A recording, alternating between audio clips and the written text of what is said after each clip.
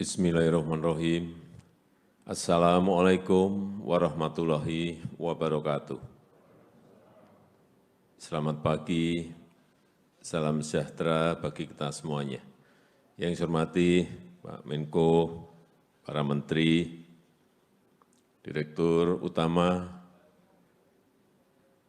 Waskita Karya, Utama Karya, Waskita Torut, Bapak Ibu sekalian yang saya hormati. Sudah sering saya sampaikan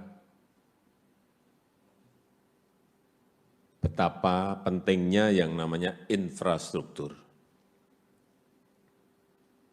Daya saing kita, produk-produk yang diproduksi di negara kita akan sulit berkompetisi dengan negara lain apabila infrastruktur kita tidak baik. 40 tahun lebih kita membangun jalan tol. Dan dalam 40 tahun kita telah membangun 780 kilometer jalan tol. Kemudian 2014, kita dorong betul agar jalan tol ini segera semuanya tersambungkan, baik yang Trans Jawa maupun Trans Sumatera dan beberapa di Kalimantan dan Sulawesi. Saya nggak tahu sampai terakhir hari ini Pak Menteri PU sudah berapa kilometer yang dibangun dalam 7 tahun ini. 1.900 kilometer. Yang sebelumnya 40 tahun 780 kilometer. Apa yang berbeda dari situ? Saya lihat problemnya adalah selalu pembiayaan.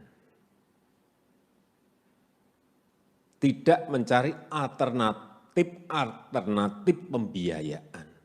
Ketergantungan pada APBN, ketergantungan pada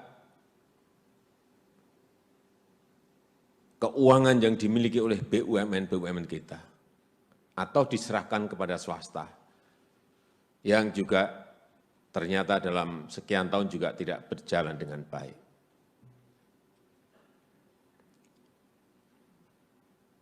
Oleh sebab itu, karena pentingnya yang namanya infrastruktur, yang multiplier efeknya akan kemana-mana, kita munculkan yang namanya INA, Sovereign Wealth Fund kita, Indonesia Investment Authority, yang dikomandani oleh Pak Rida. Ini adalah sebuah alternatif skim pembiayaan yang sebelumnya nggak pernah kita pikirkan. Muncul. Dan hari ini saya sangat senang telurnya pecah. Sudah ditandatangani tadi, nilainya kurang lebih 39 triliun lebih.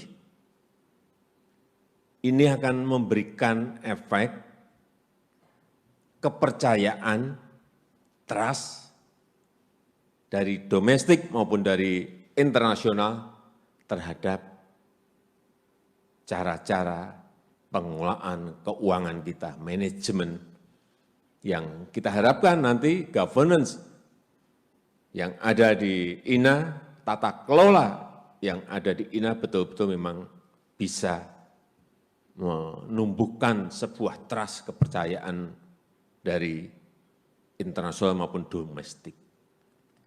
Banyak akan investasi masuk lewat INA. Dan INA bisa nanti bekerja sama dengan BUMN maupun swasta yang kita harapkan akan memberikan efek ekonomi terhadap negara kita. Saya senang karena membayangkan yang namanya jalan tol Trans Sumatera dari Lampung sampai ke Aceh, 2.900 kilometer.